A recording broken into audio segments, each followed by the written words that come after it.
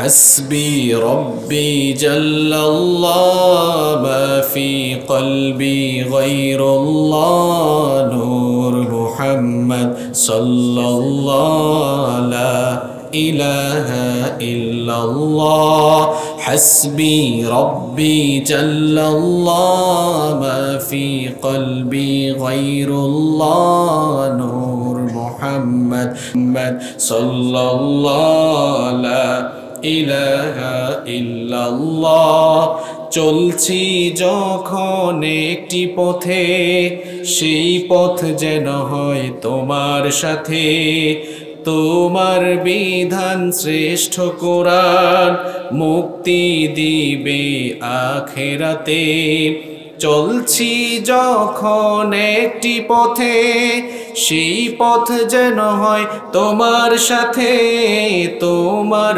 বিধান শ্রেষ্ঠ কোরআন মুক্তি দিবে আখিরাতে তুমি ছাড়া কিছু চাই না তোমার নামের নেই তুলনা আমায় তুমি কবুল করো ও গো প্রিয় রব্বানা হাসবি রব্বি জাল্লাল্লাহ মা ফি কলবি গায়রুল্লাহ নূর মুহাম্মদ সাল্লাল্লাহু লা ইলাহা ইল্লাল্লাহ حسبي ربي جل الله ما في قلبي غير الله نور محمد صلى الله لا إله إلا الله জীবনে বরকত পাওয়ার জন্য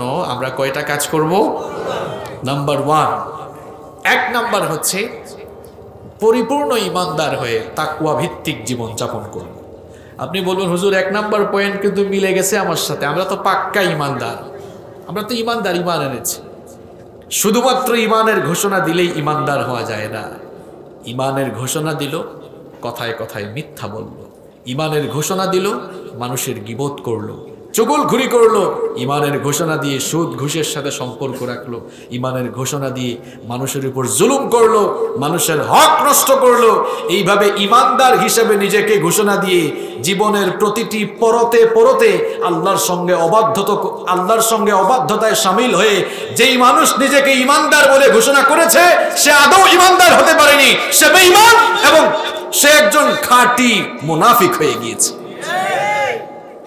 আপনার ইমানটাকে ঠিক রাখার জন্য ইমানের পথে নিজেকে পরিচালিত করার জন্য একটা হাতিয়ার লাগবে যে হাতিয়ার দিয়ে ইমান বাঁচিয়ে ইমানটাকে আপনি আল্লাহর রাস্তায় পরিচালিত করবেন সেই হাতিয়ারটার নাম তাকওয়া সেই হাতিয়ারটার নাম কি এই জন্য আমরা প্রথম পয়েন্ট নিয়ে কথা বলছি জীবনে যদি আমরা বরকত চাই তাহলে পরিপূর্ণ ইমানদার হয়ে তাকওয়ার নীতি অবলম্বন করে আমরা যদি জীবন পরিচালনা করি তাহলে আমার আপনার জীবনের মধ্যে বরকতের বারিধারা যিনি নাজিল করবেন তিনি কে রব্বুল আলামিন কোরআনুল কারীমের 7 নম্বর সূরা সূরাতুল আরাফের 96 নম্বর আয়াতে খুব সুন্দর করে বললেন ওয়ালাউ আন্না আহলাল কুরা আমানু واتقوا لفتحنا عليهم بركات من السماء والأرض رب العالمين বললেন জনপদের লোকেরা যদি ঈমান আনে তাকওয়া ভিত্তিক জীবন যাপন করে আমি আল্লাহকে ভয় করার আমি আল্লাহকে মেনে চলার নীতি যদি অবলম্বন করে কেবলমাত্র আসমান থেকে নয় মাথার উপরের আসমান আর পায়ের তলার জমিন আসমান জমিনের উভয় জায়গা থেকে বরকতের বারিধারা তোমার জন্য নাজিল করব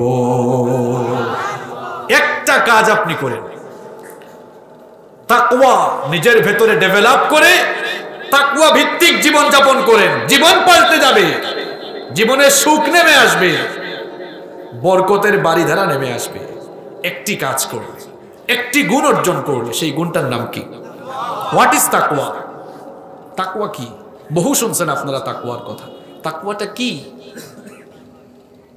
শোনেন আল্লাহর ভয় বলি পড়ে তাকওয়ার একটা চমৎকার পরিচয় নেন তাকওয়া, এক কথাই বলছি, এটা মনে রাখবেন সারা জীবন।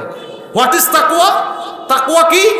উত্তর হচ্ছে এটি এমন এক গুণ, এটা যার ভেতরে আছে ওই ব্যক্তির মর্যাদা আল্লাহর কাছে তামাম মাখলুকাতের উপরে, আর এটা যার ভেতরে নাই আল্লাহর কাছে তার অবস্থান হলো শয়তানেরও নিচে। কারণ তাকওয়া না থাকলে পৃথিবীর এমন কোন অন্তরে দ্বিধাবোধ সৃষ্টি হবে, আর তাকওয়া যদি থাকে তাহলে এই লোকটাকে আপনি পিটাইয়াও তাকে দিয়া খারাপ কাজ করাতে পারবেন না। আমি চ্যালেঞ্জ করছি আমি, আপনি কারো অন্তরে যদি তাকওয়া ডেভেলপ করে দিতে পারেন জোর করে, এমনকি তাকে যদি আপনি পিটানো শুরু করেন, পিটিয়ে মেরে ফেলবেন, তারপরেও লোকটা খারাপ কাজ করবে না যদি তার ভেতরে কি থাকে। প্রমাণ যদি চান আমি প্রমাণ দিই। সুনানে বাইহাকিতে হাদিস বর্ণিত হয়েছে, আব্দুল্লাহ ইবনে ওমর রাদিয়াল্লাহু আনহু তিনি তার সঙ্গী সাথীদেরকে নিয়ে এক সফরে বের হলেন। দুপুরের খাবারের সময় হয়ে গেল। তিনি তার সঙ্গী সাথীদেরকে খাবার গ্রহণের জন্য দস্তরখানা বিছাতে বললেন। খাবার গ্রহণের জন্য দস্তরখানা বিছানো হলো। তারা যখন খাবার গ্রহণ করতে যাবেন, আব্দুল্লাহ ইবনে ওমর রাদিয়াল্লাহু আনহু লক্ষ্য করে দেখলেন তাদের পাশ দিয়ে একজন রাখাল অতিক্রম করছে। আব্দুল্লাহ ইবনে ওমর রাদিয়াল্লাহু আনহু তাকে বললেন, ও ভাই রাখাল, আমরা এখন দুপুরের খাবার দাবার গ্রহণ করব, তুমিও আমাদের সাথে খাবারে শামিল হও। আমাদের সঙ্গে খুব ভালো ভালো আইটেমের খাবার আছে, আমাদের দাওয়াত কবুল করে তুমি আমাদের সঙ্গে খাবার খেতে বসে যাও। রাখাল বালক তখন বলল, রাখাল ছেলেটি তখন বলল, আপনি যে আমাকে খাবার গ্রহণের জন্য ইনভাইট করেছেন আমি খুশি হয়েছি, কিন্তু আমি তো আপনার সাথে খাবার খেতে পারবো না। আব্দুল্লাহ ইবনে ওমর রাদিয়াল্লাহু আনহু বললেন, কি কারণে তুমি আমার সঙ্গে খাবার খেতে পারবে না? রাখাল তখন বলল, আমি তো রোজা রেখেছি, এই জন্য আপনার সঙ্গে খাবার খেতে পারবো না। আব্দুল্লাহ ইবনে ওমর রাদিয়াল্লাহু আনহু বললেন, এখন যেহেতু রমজানের মাস নয়, নিশ্চয়ই তুমি নফল রোজা রেখেছো। আবহাওয়া আজকে অত্যন্ত গরম, মরুভূমির আবহাওয়া, অত্যন্ত শুষ্ক এবং রুক্ষ আবহাওয়া, আবার প্রচন্ড গরমও পড়েছে, আবার আমাদের সাথে ভালো ভালো আইটেমের খাবারও আছে। নফল রোজা ভাঙলে তো কোনো অসুবিধা হয় না, সুতরাং আমাদের সাথে তুমি খাবার খেতে বসে যাও। রাখাল ছেলেটি তখন বলল, আপনার কথায় তো আমি রোজা ভাঙতে পারি না, কারণ আমি ওই 0 দিনের জন্য আমল করছি, যেদিন মানুষের আমল ছাড়া কিছুই কাজে আসবে না। ঠিক বেঠিক পরে বলেন, আমাকে আগে কথা বলতে দেন, আপনিও বুঝেন ঘটনা কোন দিকে যাচ্ছে। আব্দুল্লাহ ইবনে ওমর রাদিয়াল্লাহু আনহু তিনি তো আমার আপনার মতো ব্যক্তি নয়। তিনি মনে মনে চিন্তা করলেন, লোকটা তো খুব তাকওয়াবান মনে হচ্ছে, এমনি এমনি তোমাকে ছাড়া যাবে না, তোমাকে পরীক্ষা করে তারপরে ছাড়বে। মনে মনে সিদ্ধান্ত নিলেন পরীক্ষা করবেন। আব্দুল্লাহ ইবনে ওমর রাদিয়াল্লাহু আনহু এবার তাকে পরীক্ষা করার জন্য বললেন, ঠিক আছে কাছে আসো, খাবার যদি নাও খাও আমার কাছে আসো, তোমার সঙ্গে জরুরি কথা আছে। আব্দুল্লাহ ইবনে ওমর রাদিয়াল্লাহু আনহু এবার বললেন, তুমি যে মেষপাল নিয়ে এসেছো, এই মেষপালের মালিক কি তুমি নাকি? রাখাল ছেলেটি বলল, এই মেষপালের মালিক আমি নই, বরং আমার একজন মালিক আছেন, তার মেষগুলো আমি এই মরুভূমিতে চড়াই। আব্দুল্লাহ ইবনে ওমর রাদিয়াল্লাহু আনহু তখন মনে মনে চিন্তা করলেন, এই তো পরীক্ষা করার মতো বিষয় পেয়ে গিয়েছি।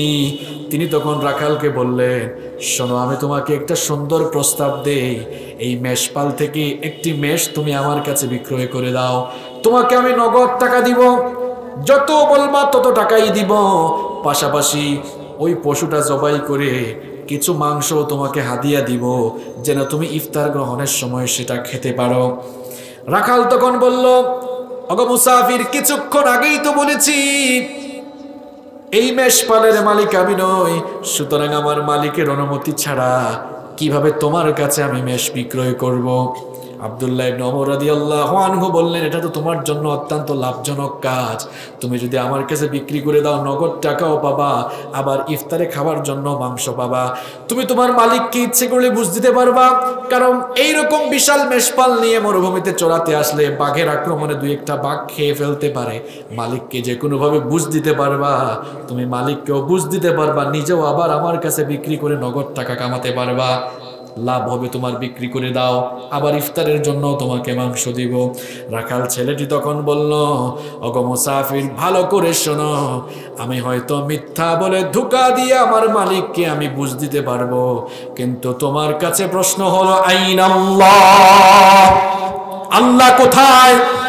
তাকে কি ধোঁকা দেওয়া যাবে নাকি? মিথ্যা বলে আমি তো আমার মালিককে ধোঁকা দিতে পারবো, বুঝ দিতে পারবো, কিন্তু তোমার মালিক, আমার মালিক, আমার মালিকেরও মালিক, গোটা বিশ্ব জাহানের মালিক রব্বুল আলামিনকে ধোঁকা দেওয়া, ফাঁকি দেওয়া তো কারো দ্বারা সম্ভব নয়। ইট ইজ তাকওয়া, এর নাম তাকওয়া। যদি কোনো চাকরের অন্তরে তাকওয়া থাকে, সে তার মালিককে ঠকাবে না। যদি কোনো বান্দার অন্তরে তাকওয়া থাকে, এরকম লোভনীয় অফার কিংবা তাকে বাধ্য করে জোর করে পিটাইও কেউ খারাপ কাজ করাতে পারবে না। গুণটার নাম কি? সবাই বলেন, গুণটার নাম কি? আমরা মনে করি শুধু জেলখানায় ঢুকালেই মানুষ ভালো বানানো যায় না, বরং মাঝে মাঝে আমরা তার ভিন্ন চিত্র দেখি। জেলখানায় গিয়ে অনেক অপরাধী প্রমোশন নিয়ে বের হয়। চুরি করে জেলখানায় গিয়েছে, দেখা গেল বের হওয়ার পরে আবার ডাকাতি শুরু করেছে। ডাকাতি করে জেলখানায় গিয়েছে, বের হওয়ার পরে দেখা গেল এবার ধর্ষণকারী হয়েছে। শুধু জেলখানার ভেতরে ঢুকিয়ে পুলিশ দিয়া পিটাইয়া মানুষকে ভালো বানানো যায় না। তার বিপরীতে যদি মানুষের দিলের ভেতরে, অন্তরের ভেতরে তাকওয়ার এই গুণকে ডেভেলপ করা যায়, মানুষগুলো আল্লাহওয়ালা মুত্তাকি হয়ে যাবে। আপনার জীবন পরিবর্তন হয়ে যাবে এই একটা কোয়ালিটি অর্জন করতে পারলে। কোয়ালিটির নাম কি? এই তাকওয়া যদি আপনি অর্জন করেন, আল্লাহকে ভয় করে যদি তাকওয়া ভিত্তিক জীবন যাপন করেন, আপনার জীবনে বরকতের বাড়িধারা নেমে আসবে। শুধু তাই নয়, দুনিয়া এবং আখিরাতটা আপনার সুন্দর আর সফল হয়ে যাবে। রব্বুল আলামিন এবার চমৎকার একটি কথা বলছেন, এই একটা গুণ অর্জন করবে যারা, আমার ওয়ালি হয়ে যাবে তারা। বাংলাদেশের মানুষ মনে করে যার একটা খানকা আছে, যার বাপ পীর ছিল, যার মাজার আছে, উত্তরাধিকার সূত্রে মনে হয় সে পিরালি পেয়ে যায়। মনে হয় পিরালিটা এখন উত্তরাধিকার সূত্রে সম্পদের মতো হয়ে গিয়েছে। অথচ আল্লাহর ওলি হওয়ার জন্য খানকা লাগে না, আল্লাহর ওলি হওয়ার জন্য মাজার লাগে না, আল্লাহর ওলি হওয়ার জন্য বাপ পীর থাকা লাগে না। আমরা কোরআন থেকে জেনে নেই, ওগো আল্লাহ, আমরা তোমার ওলি হতে চাই, কি লাগবে, কি কোয়ালিটি লাগবে আমাদের? রব্বুল আলামিন বললেন, বান্দারে দুটো কোয়ালিটি অর্জন করো, তোমাকে আমি আমার ওলি বানিয়ে দিব। রব্বুল আলামিন কোরআনুল কারীমের 10 নম্বর সূরা ইউনূসের 62 নম্বর আয়াত থেকে বলছেন, আলা ইন্না আউলিয়া আল্লাহি লা খাউফুন আলাইহিম ওয়ালা হুম ইয়াহজানুন। আল্লাহ তাআলা বলছেন, আমার ওয়ালি যারা, আমার বন্ধু যারা, দুনিয়ায় তাদের জন্য কোনো ভয় নাই, আখিরাতেও জান্নাতে ঢোকার জন্য কোনো টেনশন নাই। এবার আল্লাহ তাআলা বলছেন, আমার ওয়ালি কারা শোনো, কেউ যেন তোমাদেরকে ধোঁকা দিতে না পারে। ওয়ালির ডেফিনেশন, আল্লাহর ওয়ালির সংজ্ঞা মোল্লা দিচ্ছে না, আল্লাহ দিচ্ছেন। আল্লাহর ওয়ালির সংজ্ঞা আল্লাহ নিজেই দিচ্ছেন। পরের আয়াতে আল্লাহ তাআলা বলছেন, আমার ওয়ালি হয়ে যেতে পারবে দুটি কাজ করলে। আমার ওয়ালি কারা শোনো, আল্লাযীনা আমানু ওয়া কানু ইয়াত্তাকুন। আল্লাহ তাআলা বলছেন, আল্লাযীনা আমানু, ঈমানদার যারা, ওয়া কানু ইয়াত্তাকুন, এরপরে তাকওয়া ভিত্তিক জীবন যাপন করে যারা, ঈমান আর তাকওয়া যার ভেতরে আছে, আল্লাহর ওলি তারা হয়ে গিয়েছে। সুবহানাল্লাহ। সুতরাং আমি আপনি আমরাও যদি এই দুটো কোয়ালিটি অর্জন করতে পারি, আমাদেরকে ওয়ালি হিসাবে যিনি গ্রহণ করবেন তিনি কে? আর আল্লাহর ওয়ালি হয়ে গেলে দুনিয়া আখিরাতে কোনো টেনশন নাই। এরপরে আয়াতে আল্লাহ সুন্দর করে বললেন, লাহুমুল বুশরা ফিল হায়াতিদ দুনিয়া ওয়া ফিল আখিরাহ লা তাবদীলা লিকালিমাতিল্লাহ যালিকা হুয়াল ফাওজুল আযীম। আল্লাহ তাআলা বললেন, লাহুমুল বুশরা ফিল হায়াতিদ দুনিয়া ওয়া ফিল আখিরাহ, যারা আমার ওলি হয়ে গিয়েছে তাদের জন্য দুনিয়ার সুসংবাদ এবং আখিরাতেও তাদের জন্য জান্নাতের সুসংবাদ রয়েছে। সুবহানাল্লাহ। তাহলে আল্লাহর ওলি হওয়ার জন্য ঈমান এনে কি গ্রহণ করা লাগবে? সবাই বলেন, আরো আস্তে বলেন। সারা জীবন তো ওয়াজের মধ্যে বহু স্লোগান দিলেন, আজকে একটু জীবনটারে পাল্টানোর ওয়াজ শোনেন মিয়া। একটি মাত্র কোয়ালিটি, তাকওয়া অর্জন করলে আল্লাহর ওলি হওয়া যাবে, তার পাশাপাশি জীবনের মধ্যে বরকত পাওয়া যাবে। আবার এই তাকওয়া যারা অর্জন করবে, আল্লাহ তাআলা বলছেন রিজিকের টেনশন করা লাগবে না। এখন আমরা রাজ্জাকের জন্য, রাজ্জাককে ভয় না করে রিজিককে আমরা ভয় করি, এই জন্য রিজিকের মধ্যে বরকত আসে না। অথচ রিজিক দেওয়ার মালিককে বলেন তিনি রাজ্জাক, রাজ্জাককে ভয় করি না। রাজ্জাককে ভয় করি না বলে বাড়ি করার জন্য ঘুষ খেয়ে ফেলি, বাড়ি করার জন্য গাড়ি কেনার জন্য সুদ খেয়ে ফেলি, সুদ গ্রহণ করি, সুদের ব্যবসা করি। অথচ যদি আমরা হারাম বর্জন করে রাজ্জাককে ভয় করতাম, যদি মনে করতাম আল্লাহ সব দেওয়ার মালিক, এটাকে যদি আপনি বিশ্বাস করতেন আর আল্লাহকে ভয় করে আপনি যদি জীবনযাপন করতেন, আল্লাহ তাআলা কোরআনে কি বলছেন এবার শুনেন, ওয়া মাইয়াত يتق الله يجعل له مخرجا ويرزقه من حيث لا يحتسب। আল্লাহ তাআলা বলছেন যে ব্যক্তি আমাকে ভয় করবে, আমাকে ভয় করে তাকওয়ার নীতি গ্রহণ করবে, সমস্ত অন্যায় সমস্ত অবাধ্যতা হারামকে বর্জন করে কেবলমাত্র আমি আল্লাহকে ভয় করে যারা জীবন যাপন করবে, তার জীবন থেকে সকল কষ্ট, দুঃখ, দুর্দশা, সকল সংকীর্ণতা লাঘব করে দিব। পাশাপাশি ওয়ারযুকুহু মিন হাইথু লা ইয়াহতাসিব, সে ধারণা করে নাই, চিন্তায়ও আনে নাই, কল্পনায়ও আনে নাই, এমন কল্পনাতীত জায়গা থেকে আমি তার রিজিকের বন্দোবস্ত করব। সুবহানাল্লাহ। কথা বুঝতেছেন আপনি আমার? সকালবেলা ঘুম থেকে উঠেই নিয়ে আপনি রিজিকের জন্য দৌড়ান, আর আল্লাহ বলছেন বান্দারে আমাকে ভয় করে তুমি জীবন যাপন করো, এমন জায়গা থেকে রিজিক আসবে তুমি চিন্তাও করতে পারবে না। আল্লাহু আকবার। যাদের জীবনে বরকত আছে এটা কেবল তারাই জানে। কোথা থেকে খাবার দাবারের ব্যবস্থা হয়ে যায়, কোথা থেকে গাড়ি বাড়ির ব্যবস্থা হয়ে যায়, কারণ জীবনের মধ্যে বরকত আছে, তাকওয়ার নীতি লোকটা গ্রহণ করেছে, এই জন্য তাকে সুখ শান্তি দিয়ে জীবনে বরকত দিয়ে যিনি ভরে দিয়েছেন তিনি কে? আর তোমার কাছে তো বহু টাকা পয়সা আছে, বাড়ি বানিয়ে ফেলেছো, গাড়ি করে ফেলেছো, সুখ নাই কেন? তোমার জীবনে তাকওয়া নাই। কি নাই? এজন্য জীবনে যদি সুখ শান্তি পেতে চান, এক নম্বর তাকওয়া অর্জন করতে পারবো তো ইনশাআল্লাহ। আল্লাহ তৌফিক দান করেন। এত বেশি বিস্তারিত বলা যাবে না, আমাদেরকে তো 15টা কথা শেষ করতে হবে। নাম্বার 2, জীবনে বরকত যদি পেতে চান, কথা, কাজ, সবকিছুর শুরুতে আল্লাহর নাম নিতে হবে। কার নাম নিতে হবে? বক্তব্য শুরু করবেন আল্লাহর নাম দিয়ে। এখন অনেকে আছে নেতার নামে বক্তব্য দেয়, নেতার প্রশংসা দিয়ে তার বক্তব্য শুরু করে, তোমার কণ্ঠটা কে চেপে ধরলো? তোমার কণ্ঠ যিনি দিয়েছেন তিনি কে? এই জবান দিয়ে যে কথা বলো, কথা বলার শক্তি দিয়েছেন কে? অন্তত আর কিছু না হলে এতটুকু চিন্তা করিও, কথা বলার শক্তি কোনো দল দেয় নাই, নেতাও দেয় নাই। এই জন্য নেতার প্রশংসা, দলের প্রশংসার আগে তুমি যদি একজন সত্যিকারের কৃতজ্ঞ মুসলমান হয়ে থাকো, তাহলে সবার আগে আল্লাহর প্রশংসা করা দরকার। আল্লাহর প্রশংসা নাই, এইটা সেটা দিয়ে বক্তব্য শুরু করে। তোমার কাছে আমার প্রশ্ন, কে তোমার কণ্ঠকে চেপে ধরে রাখলো? তোমার জবান থেকে আল্লাহর শুকরগুজারমূলক কোনো কথা বের হয় না। কিসের দল করো তুমি? কোন নেতার পেছনে ঘুরো? যে নেতা তোমাকে আল্লাহ এবং তার রাসূলের নাম উচ্চারণ করতে দেয় না, এমন নেতার মুখে লাথি দিয়ে ফিরে আসো আল্লাহর কোরআনের দিকে। কার দিকে দৌড়াও তুমি? যারা আল্লাহু আকবারের স্লোগান দিতে দেয় না, যারা আল্লাহর প্রশংসা করলে, আল্লাহু আকবারের স্লোগান শুনলেই জঙ্গি জঙ্গি গন্ধ খুঁজে, তারা আবু লাহাবের বংশধর। অনেকেই আছে এখন আল্লাহু আকবার শুনলেই জঙ্গি জঙ্গির গন্ধ খুঁজে, আছে না নাই? আল্লাহু আকবারের স্লোগান তো আবু জাহালের ভালো লাগতো না, আবু লাহাবের ভালো লাগতো না, তো এটা শুনলে তোমার ভালো লাগে না? তোমার শরীরে কি আবু লাহাবের আর আবু জাহালের রক্ত প্রবাহমান নাকি? আমার তো বুঝে আসে না। আল্লাহ আমাদেরকে হেদায়েত দান করেন।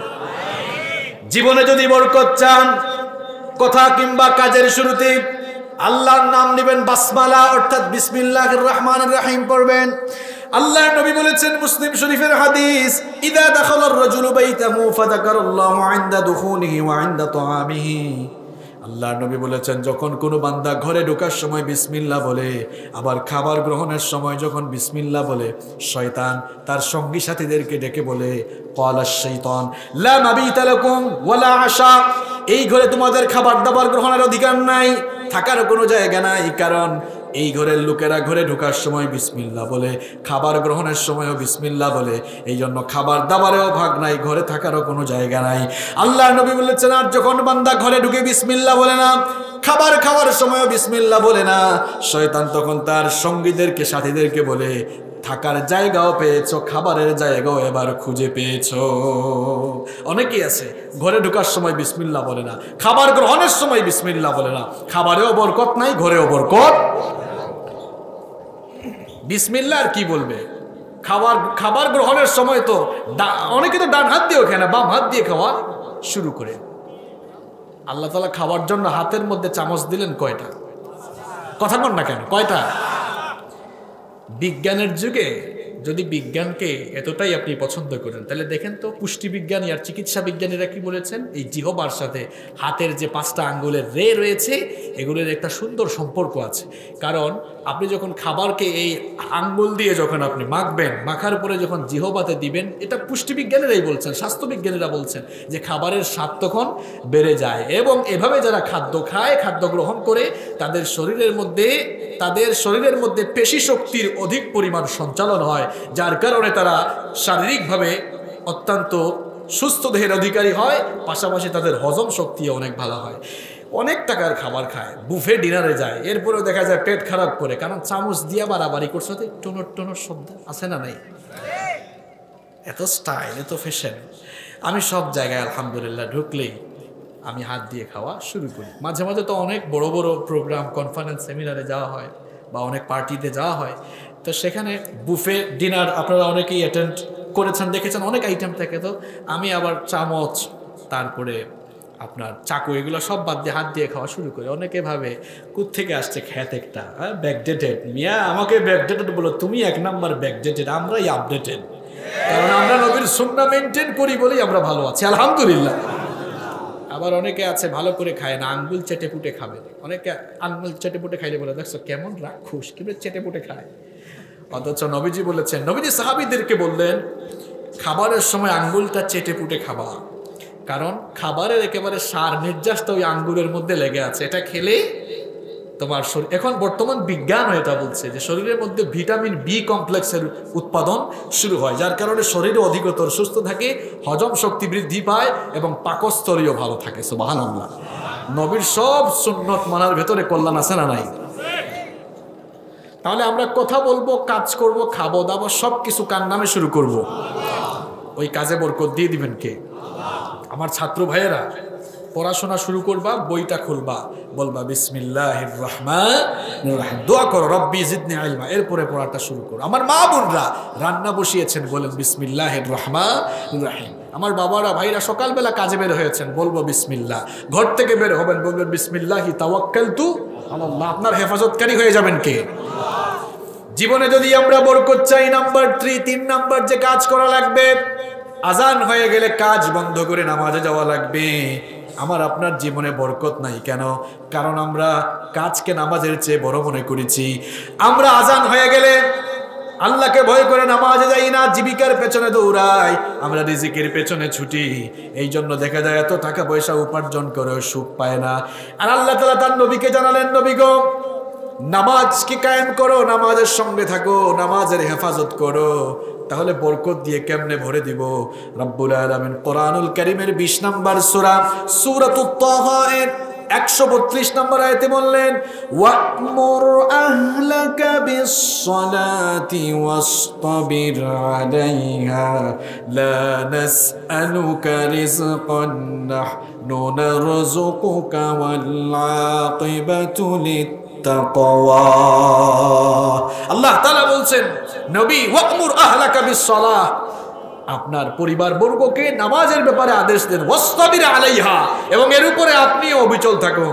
এই যে আপনি নামাজ পড়ছেন, না লা নাসআলুকা রিজকা, আমি এর জন্য আপনার কাছে রিজিক চাই না, বরং নাহনু নারযুকুকা, এই নামাজের সঙ্গে যারা থাকবে আমি তাদেরকে রিজিক দিব। সুবহানাল্লাহ।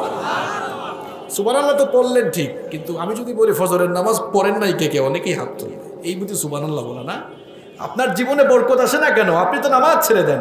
আর সবচাইতে বড় কথা হলো, এমন কিছু কপাল পোড়া মুসলমান আছে, ফোনের মধ্যে 8টায় অ্যালার্ম দেয়, কলেজে যাবে, বিশ্ববিদ্যালয়ে যাবে, অফিসে যাবে, ব্যবসায়িক কাজে যাবে।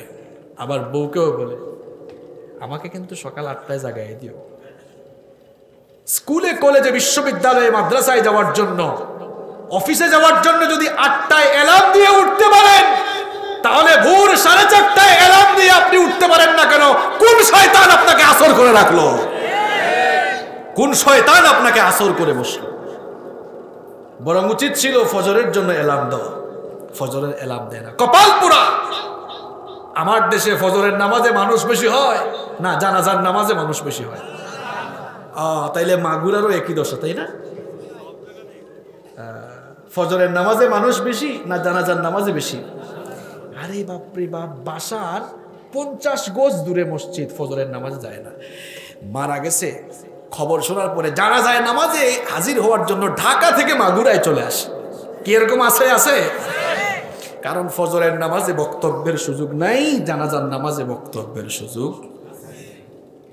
ভাওতাবাজি বুঝতে পেরেছে? জানাজার নামাজ ফরজে আইন, আর ফজরের নামাজ মনে হয় সুন্নত বা নফল পর্যায়ে, তাই না? কথা কন না কেন? তা যুবক ভাইরা ঘুমায় থাকো কেন? ফজরের নামাজে আসো না কেন? হুজুর এখন কি টাইম হয়েছে? দেখেন না চুল দাড়ি এখনো কালো, এখন আসবো কেন? তোমার মতো কত যুবক অবস্থায় মরে গেছে, তুমি দেখো না? তুমি কবে নামাজে আসবা? গত সপ্তাহে একজনের জানাজা পড়লাম, তিনি আমার পেছনে জুমার নামাজ পড়েন। বললেন হুজুর 3 ছেলে 2 মেয়ে, ছোট মেয়েটা 10 মাসের ছেলে রেখে মারা গেল, যার জানাজা আপনি করলেন। সবার কি ছোট না বড়? কথা কন না কেন? 3 ছেলে 2 মেয়ে, টোটাল কয়টা সন্তান? ছোট মেয়েটা বিয়ে হয়েছে, 10 মাসের বাচ্চা, আপনি যা জানাজা পড়ালেন। বাবা আমি জীবিত, মেয়েটার মাও জীবিত, সব ছেলে মেয়েরা আছে। সে ছোট, এসেছিল শেষে, চলে গেছে ফয়সালা কার? যুবক তোমার ঘুম ভাঙবে কখন? শয়তান তো তোমাকে নামাজ থেকে ভুলিয়ে রেখে তোমাকে জাহান্নামের দিকে পরিচালিত করছে। কবে তোমার বিবেকটা সুস্থ হবে?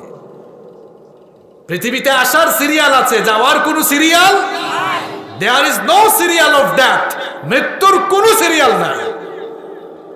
তুমি দেখতেছো অমুক বাড়ির দাদা, অমুক বাড়ির চাচা 60, 70, 80 বছর বয়সের ভারে নজ্জ। আরে এমনও হতে পারে আল্লাহর ফয়সালা থাকলে ওই 80 বছরের ওই বৃদ্ধ চাচা তোমার জানাজায় শরীক হতে পারে। পৃথিবীতে আসার সিরিয়াল আছে, যাওয়ার সিরিয়াল? আগে দাদা, তারপর বাবা, এরপরে ছেলে, এরপরে নাতি।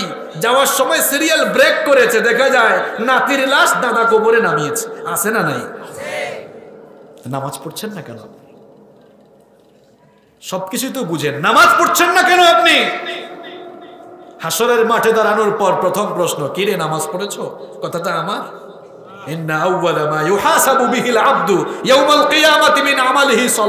আল্লাহ বলবেন না কোন দল করেছো, বাড়ি কোথায় ছিল, মাগুরা না মুহাম্মদপুর? আল্লাহ বলবেন এই তোর আইডেন্টিটি কি? নামাজ পড়তে ঠিক মতো?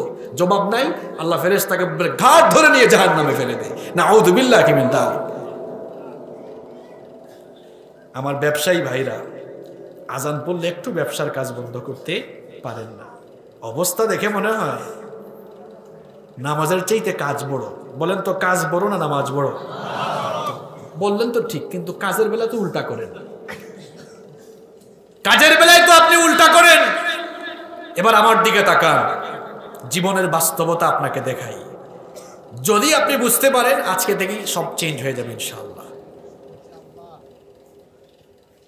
নিজের বাচ্চাদেরকে মানুষ করার জন্য, বাচ্চাদেরকে ভালো ভালো প্রতিষ্ঠানে পড়ানোর জন্য যে জীবিকার পেছনে ছুটে আপনি নামাজ ছেড়ে দেন, এই বাচ্চাগুলো খাটিয়া বহন করে কবরে দিয়ে আসবে। বাচ্চাগুলো সাথে যাবে না। যদি নামাজটা পড়েন, নামাজটা সাথে যাবে। ঠিক বলে গেলে চলবে না, বিবেক কাজে লাগাইতে হবে। নাম্বার 2, মাগুরায় বাড়ি করেছেন, এখন ঢাকা শহরে বাড়ি করবেন বলে নামাজের খবর নাই, নামাজ ছেড়ে দিচ্ছেন। বাড়ি থাকবে, আপনি বাড়িওয়ালা থাকবেন না। এরকম কত বাড়িওয়ালা ঢাকা শহরে আছে, বাড়ি আর বাড়ির মালিক, তার বাড়ি আছে কিন্তু বাড়িওয়ালা। চোখেরই পলকে তুমি হতে পারো লাশ, চিরতরে বন্ধ হবে তোমার নিঃশ্বাস। চোখেরই পলকে তুমি হতে পারো লাশ, চিরতরে বন্ধ হবে তোমারই নিঃশ্বাস, হবে এলান তোমারই নাম মসজিদের মাইকে, বাড়িওয়ালা নাই রে বাড়ি নাই রে দুনিয়াতে, বাড়িওয়ালা নাই রে বাড়ি নাই রে দুনিয়াতে, বাড়িওয়ালা নাই রে বাড়ি নাই রে দুনিয়াতে, বাড়িওয়ালা নাই রে বাড়ি নাই রে দুনিয়াতে। বাড়ি থাকবে, বাড়িওয়ালা আপনি। এই যে আমি আপনাকেই বলছি, আপনি থাকবেন না, আপনার দাদা, আপনার চাচা, আপনার বাবা। মানুষ জিজ্ঞেস করলে বলতো মুরব্বি বাড়ি কোথায়, বলতো এই যে হাসপাতাল পাড়া এলাকায় ইটালিয়ান টাইলস করা বাড়ি, এটা আমার বাড়ি। সারা জীবন এটা তার নিজের বাড়ি করেছে, এই বাড়িতে থাকে নাই, বরং এই এলাকা 3.5 হাত মাটির নিচেই তার আসল বাড়ি হয়েছে। আমার আপনার একই পরিণতি হবে। বাবারা, আমার ভাইরা, একটা বাড়ি করতে 50 বছর হয়ে গিয়েছে। একটা বাড়ি বানাইতে 30, 40, 50, 60, 1 কোটি, 2 কোটি, 4 কোটি, 5 কোটি টাকা লাগে। 50 বছরের পরিশ্রম, পেনশনের টাকা, প্রভিডেন্ট ফান্ডের টাকা, সারা জীবনের ব্যবসার লাভের টাকা দিয়ে বাড়িটা বানিয়েছে। বয়স হয়ে গেছে 50 বছর। এরপর ওই বাড়িতে সর্বোচ্চ কত বছর থাকতে পারবেন? 5 বছর বা 7 বছর, 10 বছর, ধরলাম 20 বছর। এরপরে থাকা যাবে? আমার বাবারা, আমার ভাইরা, যেহেতু থাকাই যাবে না, এই বিল্ডিং এর জন্য নামাজ ছেড়ে দিলেন, দুনিয়ার এই বাড়িতে আরাম করে 8-10 বছর থাকার জন্য আপনি এত কিছু করতে পারেন। কবরে অনন্তকাল থাকবেন, ওই অনন্তকাল একটু আরাম করে ঘুমাবার জন্য কি 5 ওয়াক্ত নামাজটা কষ্ট করে পড়া যায় না? নামাজ ছাড়বেন? কে কে নামাজ ছাড়বেন হাত তুলেন। দেখছেন অবস্থা? তালের মধ্যে বেতাল হয়ে যায় মাঝে মাঝে, জোশের মধ্যে হুশ হারায় ফেলে মাঝে। নামাজ ছাড়া যাবে? নামাজ ছাড়বেন? এই যে নামাজের কথা বললাম, আল্লাহ বলছেন নামাজটাকে ধরো। কি করব? নাহনু নারযুকুকা, বান্দারে তোমার রিজিকের বন্ধ নিজেই হয়ে যাব। সুবহানাল্লাহ। নামাজ ছাড়বো আমরা? সন্তানদেরকে নামাজ পড়াবো তো? আল্লাহ তৌফিক দান করেন। জীবনে বরকত পাওয়ার জন্য 15টি কাজ করা লাগবে। কয়টা কাজ? কয়টা বলছি? 1 নাম্বার তাকওয়া ভিত্তিক জীবনযাপন। 2 নাম্বার কথা কাজের শুরুতে বিসমিল্লাহ বলা। 3 নাম্বার কি বললাম? 5 ওয়াক্তের নামাজ আদায় করা। এরপরে নাম্বার 4, কষ্ট হচ্ছে আপনাদের? বাকি পয়েন্টগুলো তো মজার, এই পয়েন্টগুলো তো শুনতে হবে আপনাকে। 4 নাম্বার পয়েন্ট হচ্ছে আল্লাহর কালাম, এই কিতাবের সাথে সম্পর্ক বাড়াতে হবে। তাহলে আপনার জীবনটাকে বরকত দিয়ে ভরে দিবেন কে? এই কিতাবটাই বরকতের কিতাব। কথাটা মোল্লার না আল্লাহর? এই কিতাব বরকতের কিতাব। আল্লাহ নিজেই বলেছেন এই কিতাবকে বরকতময় কিতাব। এই জন্য কোরআনুল কারীমের 6 নম্বর সূরা, সূরাতুল আনআমের 155 নম্বর আয়াতে রব্বুল আলামিন বললেন, ওয়া হাযা কিতাবুন আনজালনাহু মুবারাকুন ফাত্তাবিউহু ওয়াত্তাকু লাআল্লাকুম তুরহামুন। আল্লাহ তাআলা বলছেন, ওগো আমার হাবিব, এই বরকতময় মুবারক কিতাব আমি আপনার উপরে, আপনার কাছে নাজিল করেছি, যাতে করে তারা অনুসরণ করে এই কিতাবের যারা অনুসরণ করবে এবং যারা এই কিতাবকে মেনে চলবে তাদের উপরে আমি রহমত নাজিল করব। সুবহানাল্লাহ। এই কিতাবটা কেমন বরকতের কিতাব? আমার দিকে তাকান, খুব সুন্দর করে বুঝাই। এই কিতাবের বরকতটা আপনি বুঝেন, এই কিতাবের স্ট্যাটাসটা আপনি বুঝার চেষ্টা করেন। সবাইকে প্রশ্ন করি, বুঝে শুনে জবাব দেন তো, একটি বছরের মধ্যে মাসের সংখ্যা কয়টি? সবাই বলেন কয়টি? এই 12টি মাসের মধ্যে সবচাইতে দামি, সবচাইতে ফজিলতের, সবচাইতে সম্মানের এবং সবচাইতে শ্রেষ্ঠ মাসটার নাম কি? প্রশ্ন হলো, রমজান মাসের এত দাম কেন? বাকি অন্যান্য মাসের চাইতে রমজানের মাসের দাম কেন? শাহরু রমাদানাল্লাযী উনজিলা ফীহিল কুরআন। কেবলমাত্র কোরআন নাজিল হওয়ার কারণে, কোরআনের বরকতে বছরের সকল মাসের চাইতে রমজানের মাস সেরা নাকি কম দামি? সবচাইতে সেরা। এবার প্রশ্ন করছি, উত্তর দেন। 1 বছরে কতটি রাত রয়েছে? হ্যাঁ, 365টি রাত আছে। এই 365টি রাতের মধ্যে সবচেয়ে দামি রাতের নামটা কি? এখন প্রশ্ন হলো কিসের বরকতে এই রাতটার এত দাম বাড়লো? ইন্না আনজালনাহু ফি লাইলাতিল কদর। কেবলমাত্র এই বরকতের কিতাব ওই রাতে নাজিল হওয়ার কারণে ওই রাতটাকে বরকতময় বানিয়ে দিয়েছেন কে? এমন দামি রাত, কেবলমাত্র কোরআন নাজিল হওয়ার কারণে এই রাতটির দাম আল্লাহ এত বাড়ালেন। লাইলাতুল কদরি খায়রুম মিন আলফি শাহর, 1000 মাসের চেয়ে উত্তম রাত হয়ে গেল। ক্যালকুলেটরে হিসাব করে দেখবেন 1000 মাস সমান 83 বছর 4 মাস। 83 বছর অনেক মানুষ হায়াতি পায় না, কিন্তু কেউ যদি এই বরকতময় রাত কোরআন নাজিলের রাতটাকে ইবাদত বন্দেগীতে কাজে লাগায়, এক রাতের জন্য আল্লাহ তাআলা আমলনামার মধ্যে 83 বছর 4 মাসের সওয়াব দান করবে। এই রাত এত দামি রাত হলো কিসের বরকতে? এবার ভালো করে বুঝেন, পৃথিবীতে অসংখ্য ভাষা রয়েছে। আমরা বাংলাদেশি মানুষ বাংলা ভাষায় কথা বলি, পাকিস্তানের মানুষ উর্দু ভাষায় কথা বলে, ইন্ডিয়ার মানুষ, এখানে ভাষার অভাব নাই। কেউ বলে বাংলায়, কেউ বলে হিন্দিতে, কেউ বলে তামিলনাড়ু, কেউ আবার কেরালা ভাষা, কত ভাষা সেখানে আসে। আবার আমেরিকার মানুষ ইংরেজি ভাষায় কথা বলে। এরপরে চীন দেশের মানুষ চাইনিজ ভাষায় কথা বলে, জার্মানির মানুষ তাদের ভাষায় কথা বলে, রোমানিয়ান মানুষ রোমানিয়ান ভাষায় কথা বলে। পৃথিবীতে অসংখ্য ভাষার ছড়াছড়ি রয়েছে, কিন্তু বলেন তো পৃথিবীর সবচাইতে সমৃদ্ধ এবং আল্লাহর কাছে দামি ভাষার নাম কি? কারণ এটি আল্লাহর ভাষা, রাসূলের ভাষা, কবরের ভাষা, জান্নাতের ভাষা, কোরআনের ভাষা। পৃথিবীর সমস্ত ভাষার চাইতে আরবি ভাষার দাম বাড়লো কিসের বরকতে? কারণ ইন্না আনজালনাহু কুরআনান আরাবিয়্যান লাআল্লাকুম তাকিলুন। আল্লাহ তাআলা বলছেন এই কোরআনকে আমি আরবি ভাষায় নাজিল করেছি, এই জন্য কোরআনের বরকতে আরবি ভাষার দাম বাড়লো না কমলো? আমার বাবারা, আমার ভাইরা, দেখেন কেবলমাত্র কোরআন নাজিলের কারণে, কোরআনের বরকতে রমজান মাসের দাম বাড়লো, কেবলমাত্র কোরআনের বরকতে লাইলাতুল কদরের দাম বাড়লো, কেবলমাত্র কোরআনের কারণে। আর আবার কেবলমাত্র কোরআনের বরকতে আরবি ভাষার দাম বেড়ে গেল। আবার দেখেন কাঠের তৈরি এই সোফার মধ্যে আমি বসেছি, কাঠের তৈরি টেবিলের মধ্যে আমার পা লাগতেছে, আমি কি সালাম করছি নাকি? ভক্তি করছি নাকি? আবার বাসা বাড়িতে আপনারা কাঠের তৈরি খাটের মধ্যে ঘুমান, চেয়ার টেবিলে বসেন, পা লাগতেছে, কেউ সালাম করে না, চুমু খায় না, ভক্তি সম্মান দেখায় না। কিন্তু কাঠের ছোট্ট 2টা টুকরা দিয়ে যখন রেহাল বানানো হয়, আপনারা কি বলেন? রেহাল, রেহালের উপরে যখন আল্লাহর কিতাবই কোরআন রাখা হয়, কোরআনের বরকতে ছোট্ট 2টা কাঠের টুকরার দাম কত বাড়ে দেখেন। কারো পা লাগলে সঙ্গে সঙ্গে সালাম করে বুকের সঙ্গে জড়িয়ে আবার ধরে সম্মান ভক্তি করে। এই যে সম্মান আর ভক্তি, এই দুটো কাঠের টুকরাকে করছে কিসের বরকতে করছে? আপনাদের ঘরের মধ্যে আলনা রয়েছে, আলমারি রয়েছে, সেগুলোর মধ্যে অনেক কাপড় চোপড় রয়েছে। কাপড় চোপড় টান দিলে, পায়ের তলায় পড়লে কেউ চুমু খায় না, সম্মান বা ভক্তি করে না। কিন্তু কাপড়ের ছোট্ট একটি টুকরা দিয়ে যখন জিলবাব, গিলাফ, বস্তুনি, এটি দিয়ে যখন আল্লাহর কালামকে পেঁচানো হয়, সেটি হাত থেকে পড়ে গেলে মানুষ হাতে নিয়ে চুমু খায়, বুকের সঙ্গে জড়িয়ে ধরে। কিসের বরকতে এই ছোট্ট কাপড়ের দাম বেড়েছে?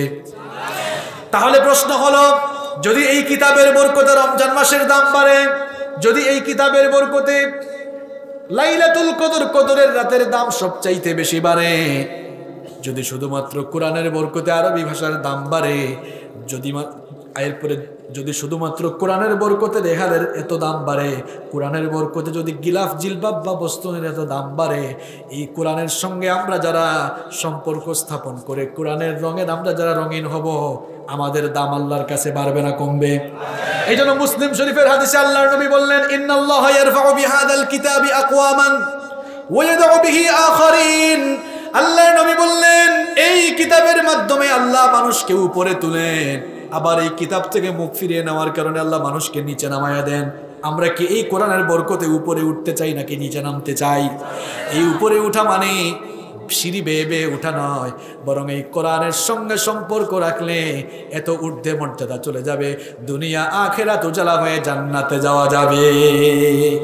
ওমর রাদিয়াল্লাহু আনহু ইসলাম গ্রহণ করে কোরআনের কাছে আসার আগ পর্যন্ত তিনি ছিলেন বড় মাপের কাফের। ইসলাম কবুল করার আগে কোরআনের কাছে আসার আগে তিনি ছিলেন বড় মাপের একজন কাফের।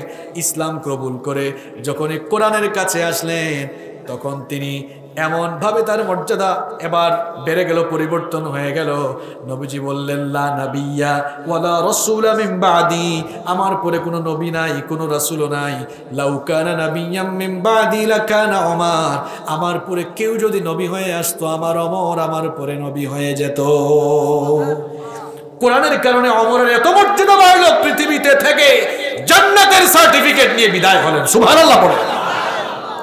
কোরআন থেকে যারা মুখ ফিরিয়েছে, আবু জাহাল, আবু লাহাব, উতবা, শাইবা, অবস্থা কি দেখেন, সবগুলা জিল্লতির সাথে দুনিয়া থেকে বিদায় নিয়েছে। এই আবু জাহাল, আবু লাহাব, উতবা, শাইবা এরা সারাদিন নবীকে গালিগালাজ করত, কোরআনের বিরুদ্ধাচরণ করত, কিন্তু রাতের বেলা তারা নিজেরাই আবার নবীর কণ্ঠে কোরআন শোনার জন্য পাগল হয়ে যেত। এরকম মানুষ এখনো আমরা পৃথিবীতে দেখতে পাই। অমুক হুজুর তমুক হুজুরকে বিভিন্ন ধরনের অপবাদ দিলেও রাতের বেলা অমুক হুজুরের ওয়াজ না শুনে কিন্তু সে আবার ঘুমায় না। এরকম চিত্র আপনারা দেখছেন কিনা? জিজ্ঞেস করলে বলে এগুলো তো নিজের স্বার্থের জন্য করি, আসলে ওয়াজটা ওই হুজুরেরই ভালো লাগে। কথা ঠিক কিনা? রাতের বেলা কোরআন শোনার জন্য আবু জাহালরাই পাগল ছিল। যখন নবীজি কোরআনের দাওয়াত দিচ্ছেন, এখন নবীজির কণ্ঠে কোরআন তেলাওয়াত, কি মনে করেন আপনারা?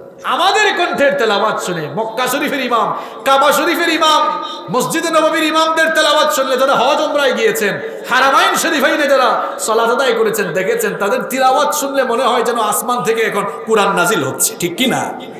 মানুষের অন্তর কাতে চোখ দিয়ে পানি ঝরে। সাধারণ আলেমদের তেলাওয়াতে যদি মানুষের এই পরিস্থিতি হয়, যার উপরে কোরআন নাজিল হয়েছে তার জবান দিয়ে কোরআনের তেলাওয়াত বের হলে না জানি যারা শুনেছে তাদের কেমন লেগেছে। আল্লাহু আকবার। কল্পনা করতে পারেন, নবীজির উপরে কোরআন নাজিল হয়েছে আর নবীজির জবান দিয়ে কোরআনের তেলাওয়াত হচ্ছে। সুবহানাল্লাহ। এই তেলাওয়াতে যে কত মজা ছিল, যারা শুনেছে এটা কেবল তারাই জানে। এখনো অনেকে আছে, এরকম আছে। তবে শিক্ষা নিতে হবে, কোরআনের বিরুদ্ধে গিয়ে কারোরই পরিণতি ভালো। আমরা মাঝে মাঝে ইসলামের বিরুদ্ধে অনেকেই বলি, ইসলামের বিরুদ্ধে বলে দেখা গেছে ইসলাম ঠিকই জায়গা মতো ইসলামের জায়গায় আছে। যারা বলেছে তারা থাকতে পারে। আবু জেহেল থেকেছে। এই যে কিছুদিন আগে এক লোক মারা গেল, লার্স ভিক্স মারা গেল না 4-5 সপ্তাহ আগে, 2007 সালে। কি করেছিল সে? নবীজির কার্টুন এঁকেছিল। নবীজির কার্টুন আঁকার পরে এখন তো মানুষ তাকে পেলেই তার উপর আক্রমণ হতে পারে। এই জন্য মানুষের রোষানল থেকে বাঁচার জন্য 2007 থেকে 2021 সাল 14 বছর পুলিশ ছাড়া বের হইতো না। পুলিশি প্রোটেকশন নিয়ে সবসময় চলাফেরা করত। ভাবখানা যেন এমন ছিল যে পুলিশি প্রোটেকশন নিয়ে চলছে, কেউ আর আমাকে পাবে না। পুলিশি প্রোটেকশন নিয়ে মানুষের রোষানল থেকে বাঁচা গেলেও পুলিশি প্রোটেকশন নিয়ে আল্লাহর গজব থেকে রেহাই পাওয়া যায় না। পুলিশের গাড়িতে থাকা অবস্থায় অ্যাক্সিডেন্ট হয়েছে, আগুন লেগে ওখানেই মারা গিয়েছে। কোন কোন সংবাদ মাধ্যমে দেখেছি, কোন কোন সংবাদ মাধ্যমে জেনেছি যে আগুন যখন নিভাতে গিয়েছে আগুনের তেজ নাকি আরো বেড়েছে, বাড়তেও তো পারে, কারণ আগুনের মালিক কে? ইব্রাহিম নবীকে আগুনে ফেলা হলো, আগুন পুরাতে পেরেছে, কারণ আগুনটাকে তার জন্য শীতল বানিয়েছেন কে? আগুনের তেজ বাড়ানো কমানোর দায়িত্ব কার? আগুন কথা আপনার আমার মতো মানুষের কথা শুনে না, আল্লাহর কথা শুনে। তা আমরাও দেখি অনেক সময় আমাদের দেশে অনেকে আছেন ইসলামের বিরুদ্ধে, আলেম ওলামাদের বিরুদ্ধে মন যা চায় তাই বলে। ওই দিন তো একজন বলেই ফেলেছে, একদম চুলদারি কামাই দিব বলছে না, তারও সবকিছু একদম কামাই করে। দেখছেন তো, বাহিরেও কিছু নাই, ভিতরেও কিছু নাই। কথাবার্তা শুনে কোনো ভালো মানুষ মনে হয় না, বরং মনে হয় এটা নাপিতের বংশধর। নাপিতের বংশধর না হলে চুলদারি কাটার কথা কেন বলে? মনে করছো আমি তো খুব প্রোটেকশনের ভেতরে আছি। মিয়া ওই ভিক্সের দিকে তাকাও, নামও রাখছে বাপরে ভিক্স। আমি তো সিলেটি মানুষ, তোরা সিলেটিও মাতিলাই না নেই। সিলেটি কিছু কথা বলে ফেলি যে আমাদের এলাকায় আঞ্চলিক ভাষায় মনে করেন ঘাড়ে ব্যথা, এদিকে ওইদিকে ব্যথা হইলে যে অনেকে বলে মলমার, আমরা বলি ভিক্স লাগায় দেব। আপনারা কি বলেন এটাকে? আচ্ছা যাই হোক, মলমার ভিক্স, ওই ভিক্স রাখছে আর কেনা। ওই ভিক্সের দিকে তাকাও মিয়া, পুলিশি প্রোটেকশন নিয়ে চলেছে, মনে করছে আমার আর কে পায়। আল্লাহ ছাড় দেন, কিন্তু আল্লাহর গজব থেকে কিন্তু বাঁচানো যাবে না। এখানে আমরা যারা এসেছি সবাই দল মত ভুলে যান, আল্লাহকে ভয় করুন, আল্লাহকে ভয় করুন। আল্লাহ যাকেই যখন ধরেছে নাস্তানাবুদ করে ছেড়ে দিয়েছে।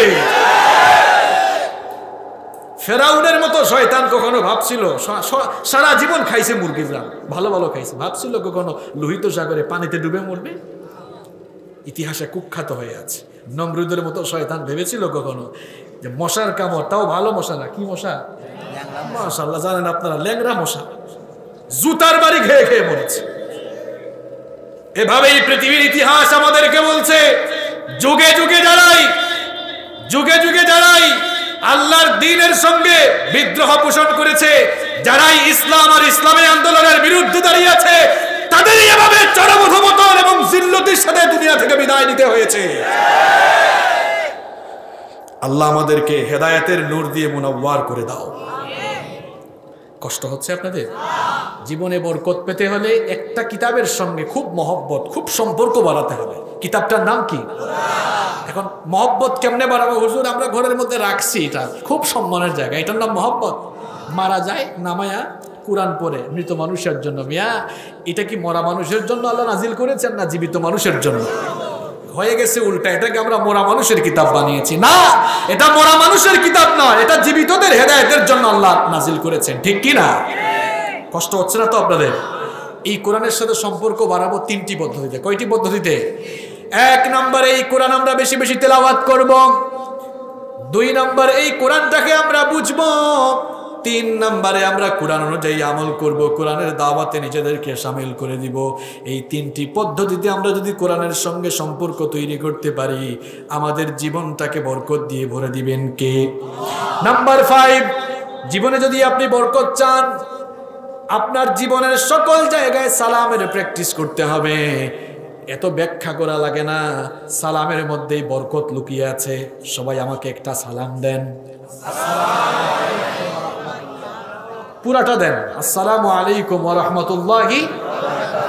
অনেকে আবার বাড়ায় ওয়া জান্নাতুহু ওয়া মাগফিরাতুহু। না, এগুলো হাদিসে নাই। হাদিসে আছে আসসালামু আলাইকুম ওয়া রাহমাতুল্লাহি ওয়া বারাকাতুহু, এতটুকু পর্যন্ত। এখন সালামের মধ্যে বরকত আছে না নাই? লাস্টের শব্দটা কি? বারাকাত। আচ্ছা, সালাম মানে কি মানুষকে গালি দেওয়া, তিরস্কার করা, নাকি দোয়া করা? আপনারা তো সালাম দেন না। এখন ইয়াং ছেলে পেলে যারা আছো, যুবক ভাইরা, ছাত্র ভাইরা, শোনো, স্কুল কলেজে গিয়ে তো বল হাই দোস্ত, হেই, HEY কি বলে? হেই, হাই, হ্যালো, এগুলো বললে কোনো ফায়দা আছে? ওয়েস্টার্ন কালচার আমরা এমনভাবে প্র্যাকটিস করছি, হাই, হেই, হ্যালো বলে, গুড মর্নিং বলে। এক লোক সকালবেলা বউর সঙ্গে ঝগড়া করে বের হয়েছে, বসে আছে রাস্তায়। একজন গিয়ে বলছে, হাই দোস্ত, গুড মর্নিং। কয়েদিকে আমার কাছে, এটা বউর সাথে ঝগড়া করে বেরোইছে, তো কানটার মধ্যে থাপ্পড় লাগাবো, এটা তো ব্যাড মর্নিং আমার জন্য। যতই মন খারাপ থাকুক, আপনি যদি তাকে সালাম দেন, মন খারাপ করবে? সালাম মানে কি বদদুয়া করা না দোয়া করা? আপনারা তো সালাম দেন না। আমরা সালাম দিতে চাই না, নিতে চাই। খুব ভাবসাব। শোনেন, প্রিন্সিপাল সাহেব তিনি তার অধস্তন শিক্ষকদেরকে সালাম দেন না। আমি প্রিন্সিপাল, আমি কেন সালাম দিব? এরপরে অফিসের বস কর্মচারীকে সালাম দেন না, আপনি আপনার গাড়ির ড্রাইভারকে সালাম দেন না, বাসার দারোয়ানকে সালাম দেন না। ভাবখানা যেন এমন আমি সবার উপরে। বলেন, নবীজির চাইতে মর্যাদাবান পৃথিবীতে কেউ আছে? সেই নবীকে কেউ আগে সালাম দিতে পেরেছে? রেকর্ড নাই, রেকর্ডে নাই। নবীজিকে কেউ আগে সালাম দেওয়ার কোনো রেকর্ড নাই। বরং নবীজির সামনে যেই পড়েছে, নবীজি সবার আগে তাকে সালাম দিয়েছেন। সুবহানাল্লাহ। সুবহানাল্লাহ তো পড়েন, আপনারা তো দেন না। রাস্তায় দাঁড়িয়ে আছেন এক চাচা, এখন যুবকরা যাচ্ছে, সালাম দেন।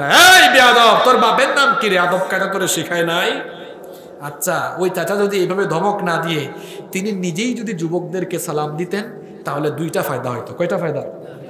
এক নাম্বার, তিনি নিজে সওয়াব পেতেন, অহংকার মুক্ত হতেন। নবীজি বলেছেন, যে আগে সালাম দেয় কিয়ামতের দিন সে আমার নিকটে থাকবে। সুবহানাল্লাহ, প্রথম লাভ। দুই নাম্বার লাভ হলো, চাচা আপনি সালাম দিলেন, সালাম দেওয়ার কারণে যুবকরা লজ্জা পাবে, এই সালামের মাধ্যমে সে ট্রেনিং পেয়ে যাবে।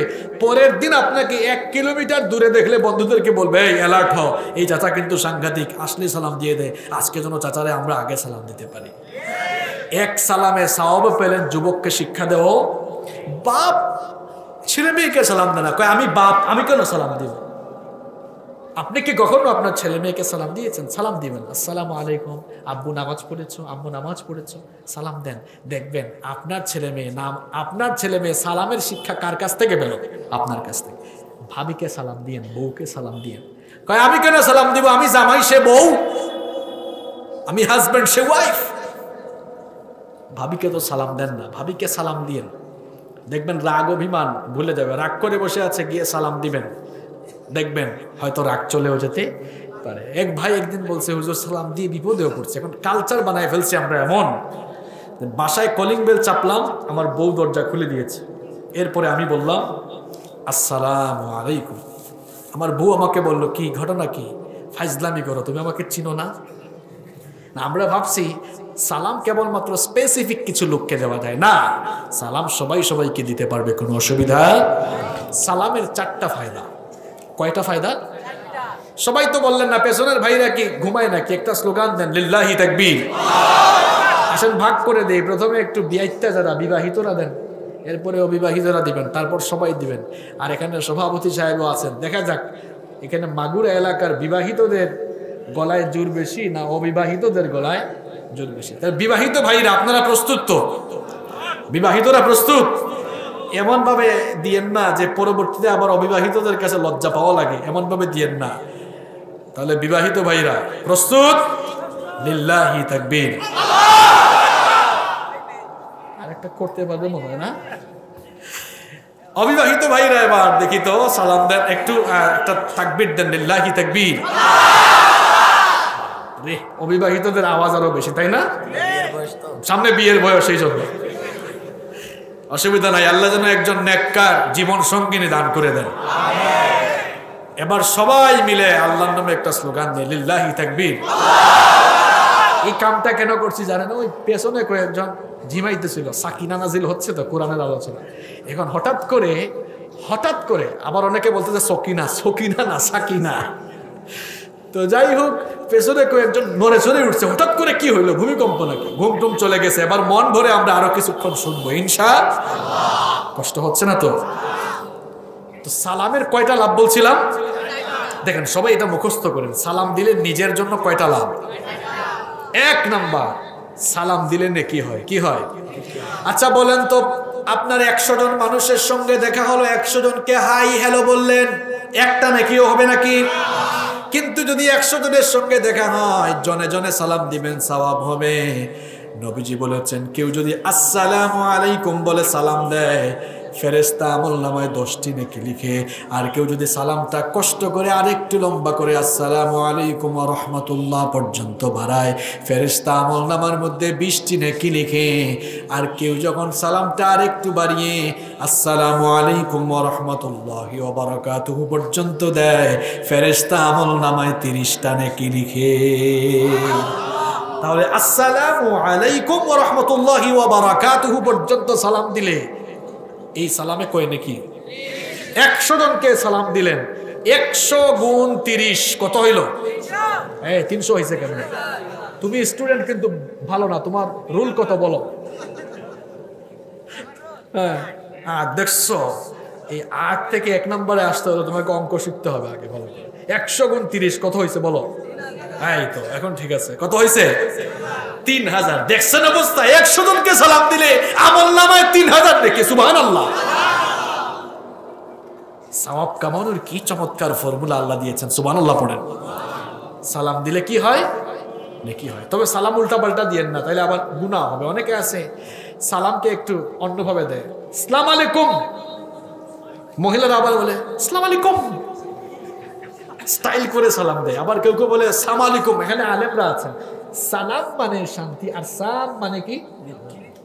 মৃত্যু। এখন বলতেছে আসসালামু আলাইকুম মানে তুই মরি যা, তুই কি হ। শুনেন, এরকম এক টিটকারি করেছে ইয়াহুদি নবীজির সঙ্গে। কার সঙ্গে?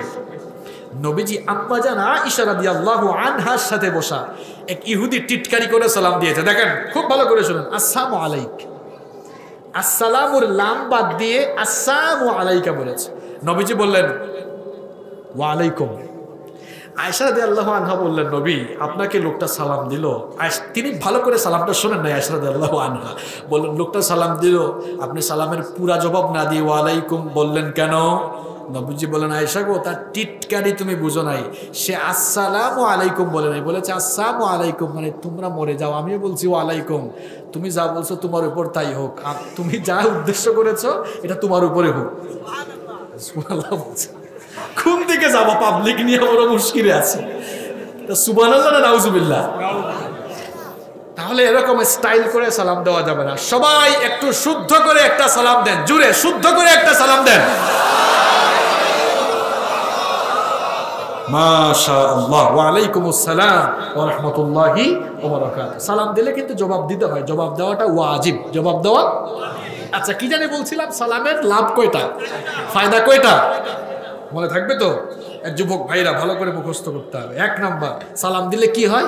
নেকি হয়, সওয়াব হয়। 2 নাম্বার, সালামের মাধ্যমে দোয়া বিনিময় হয়। কি বিনিময়? সালাম মানে তো দোয়া। আপনি বললেন আসসালামু আলাইকুম ওয়া রাহমাতুল্লাহি ওয়া বারাকাতুহু, তোমার উপরে আল্লাহর রহমত বরকত শান্তি নাজিল হোক। সেও বলল ওয়া আলাইকুমুস সালাম ওয়া রাহমাতুল্লাহি ওয়া বারাকাতুহু, তোমার উপরে আল্লাহর রহমত বরকত শান্তি নাজিল হোক। সুবহানাল্লাহ। তাহলে দুই ভাইয়ের জন্য কি করলো? এটা সালামের 2 নাম্বার লাভ। 3 নাম্বার লাভ হলো, সালামের মাধ্যমে যে সালাম দেয় সে এবং যাদের উপরে সালাম দেওয়া হয় সবার উপরে আল্লাহর রহমতের বরকতের বৃষ্টি নাজিল হয়। কিসের বৃষ্টি? রহমতের বৃষ্টি। আনাস রাদিয়াল্লাহু আনহুকে নবীজি বললেন, আনাস, ঘরে যখন ঢুকবা সালাম দিবা, এতে করে তোমার আর তোমার ঘরের উপরে বরকত নাজিল হবে। সুবহানাল্লাহ। সালামের 4 নাম্বার লাভ, 4 নাম্বার ফজিলত হলো, সালাম দিলে সালামদাতা এবং যাকে সালাম দেওয়া হয় সবার জিম্মাদারি আল্লাহ নিজে গ্রহণ করে ফেলেন। সালাম দিবেন তো, কারণ আমরা জীবনে বরকত চাই। আসেন নাম্বার 6, জীবনে যদি বরকত পেতে চান নিজের ঘরে মা বাবার এবং আত্মীয় স্বজনের খোঁজ খবর রাখতে হবে। অনেকে আছে মা বাবার খোঁজ খবর রাখে না, এজন্য জীবনে সে বরকত পায় না। হাজার হাজার কোটি টাকার মালিক হয়ে জীবনে সুখ শান্তি সে দেখে নাই, কারণ ঘরের ভেতরে তার মা বাবা, বুড়ো মানুষ, অসুস্থ, সেবা শুশ্রূষা করে না, মা বাপকে খেদমত করে না। এরকম অবশ্য এই মোহাম্মদপুরে নাই, আছে মানে তার বাবা তাকে ছোটবেলায় কৃষিতে কৃষি কাজ করে তাকে পড়াশোনা করিয়েছে, এখন সে বড় অফিসার হয়ে গিয়েছে, প্রতিষ্ঠিত হয়ে গিয়েছে, নিজের বাপের খোঁজ খবর রাখে না, ঢাকা শহরে সেটেল হয়েছে, মা বাবার সঙ্গে কোনো খোঁজ খবর রাখে না, গ্রামেও ঠিক মতো আসে না। অনেকে শহরে গিয়ে খুব বড় হয়ে যায়, গ্রামে মাঝে মাঝে আসে না। মাঝে মধ্যে গ্রামে আসবেন, গ্রামের আত্মীয় স্বজন লোকজন যারা আছে সবার সঙ্গে দেখা করবেন, সকলের সাথে ভালো ব্যবহার করবেন, জীবনে বরকত দিবেন কে? মা বাবার খেদমত করা রাখবেন। অনেকে আছে মা বাবার খোঁজ খবর রাখে না, বন্ধু বান্ধবীর সাথে সুন্দর করে কথা বলে কিন্তু মা বাবার সাথে সুন্দর করে কথা বলে না। অথচ আল্লাহ তাআলা বলেছেন ওয়া কুল লাহুমা কাওলান কারীমা, মা বাবার সঙ্গে সম্মানজনক ভাষায় কথা বলতে হবে। এই লোকগুলো উঠছে কেন? হ্যাঁ, আচ্ছা, তাদের সমস্যা তারা চলে যাক। তবে কোরআনের আলোচনায় আমাদেরকে কোরআনের আলোচনা থেকে সরাবার জন্য একজন কিন্তু অনেকক্ষণ ধরে কুস্তি করতেছে। তার নাম কি? শয়তানকে জিতাইয়া দিবেন কে? হাত তোলেন। শয়তানকে জিতাইয়া দিবেন, এই একজন হাত তুলছে।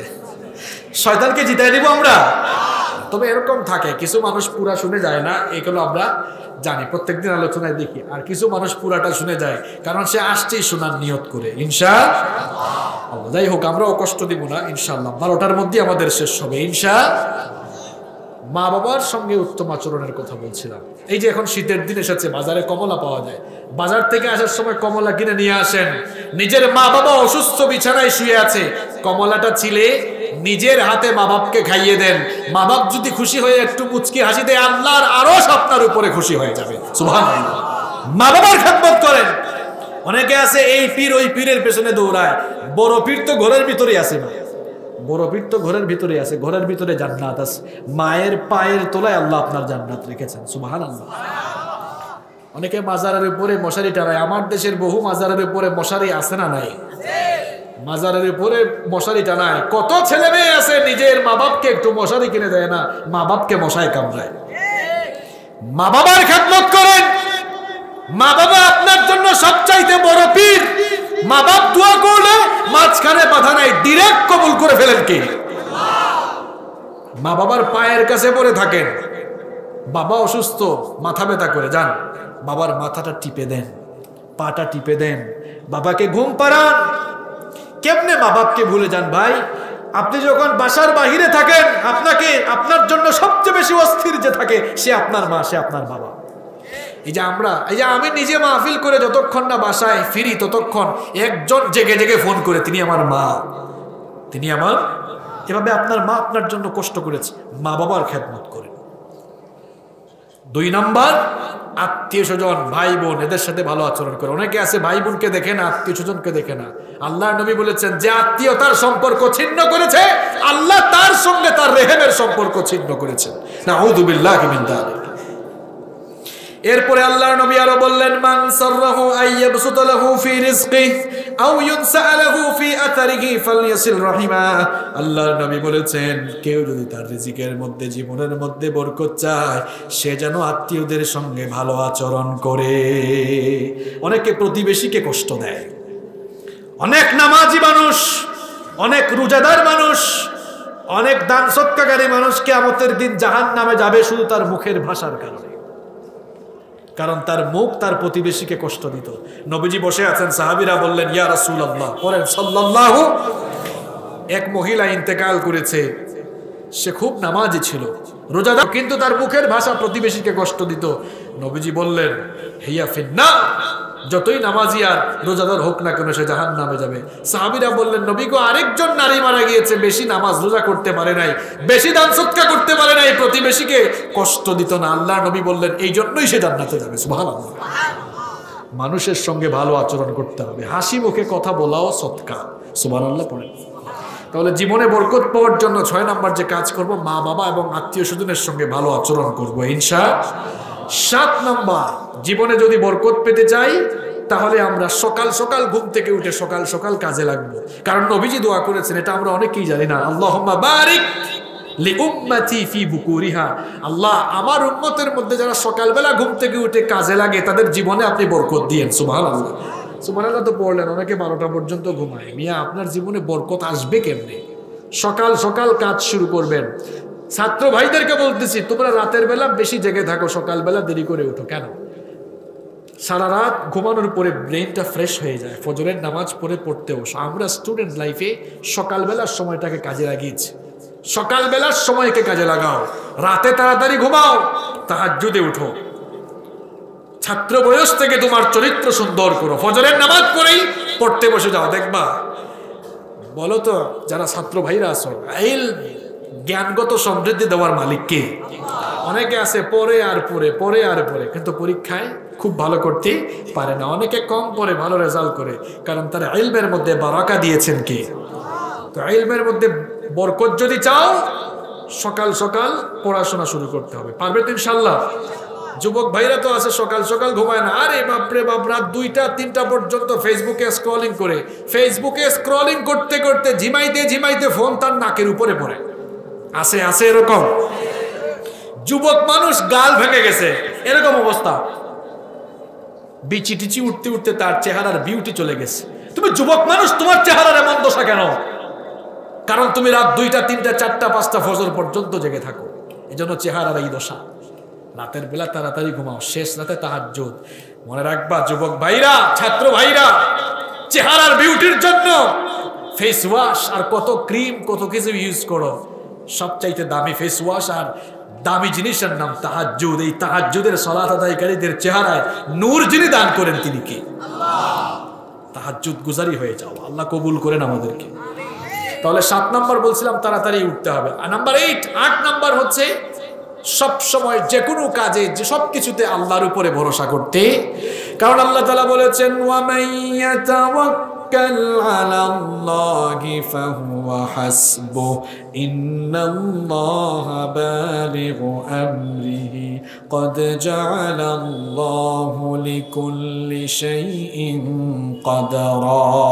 আল্লাহ তাআলা বলেছেন যে আমার উপরে ভরসা করবে, আমি তার জন্য যথেষ্ট হয়ে যাব, আমি তার জীবনের মধ্যে বরকত দান করব। হাদিসে এসেছে, নবীজি বলেছেন, তোমরা যদি আমার উপরে ভরসা করো, পাখিকে আমি যেভাবে রিজিক দেই ঠিক তেমনি ভাবে আমি তোমাদেরকে রিজিক দান করব। আকাশে মহাশূন্যে যে শূন্যের উপরে পাখিগুলো উঠতে থাকে, ওই পাখিগুলোকে আপনারা খাবার দেন না আল্লাহ খাবার দেন? সকালবেলা একটা পাখি তার নীড় থেকে, বাসা থেকে খালি পেটে বের হয়ে আকাশের মধ্যে উঠতে থাকে। উঠতে উঠতে আবার সন্ধ্যাবেলায় তাকে পেট ভরে যিনি বাসায় ফিরিয়ে দেন তিনি কে? ওই আল্লাহ বলছেন, আমার উপরে ভরসা করলে, আমার উপরে তাওয়াক্কুল করলে পাখিকে যেমন রিজিক দেই তেমনি আমিও তোমাদেরকে রিজিক দান করব। তার মানে কি ঘরের মধ্যে বসে থাকবেন কাজ কাম না করে, যে আল্লাহ ভরসা, এরকম নাকি? এক লোক, একটা ঘটনা শোনায়, এক লোক, নবীজির সময়ের ঘটনা, এক লোক মসজিদে ঢুকেছে, উট নিয়ে আসলো, উট না বেঁধে মসজিদে ঢুকছে। নবীজি বললেন, কি ব্যাপার, মসজিদে ঢুকলা, উটকে বেঁধে আসলো না কেন? কয় আল্লাহর উপরে ভরসা করে আসছে, আল্লাহর উপর ভরসা করে রেখে আসছে। নবীজি বললেন, এক্ষুনি বের হও, আগে রশি দিয়ে দড়ি দিয়ে উট বাঁধো, তারপরে আল্লাহর উপরে ভরসা করো, কর্মঠ হওয়া লাগবে। এরপরে আল্লাহর উপরে ভরসা করলে দিয়ে দিবেন যিনি, তিনি কি? নাম্বার 9 নম্বর হচ্ছে সবসময় ইস্তেগফারের সাথে আটার মতো লেগে থাকতে হবে। ইস্তেগফারের সাথে যারা লেগে থাকবে, আল্লাহ তাআলা কোরআনে বলেছেন, আমি তার রিজকের মধ্যে, জীবনের মধ্যে, হায়াতের মধ্যে, সময়ের মধ্যে বরকত দিয়ে ভরে দিব। সুবহানাল্লাহ। এরপরে 10 নম্বর হচ্ছে হালাল তরিকায়, হালাল উপায়ে উপার্জন করতে হবে।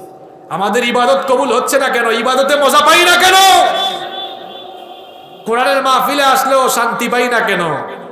শয়তানের খুঁচাই উঠতে মন চায় কেন? নামাজে গেলে নামাজ ভালো লাগে না কেন?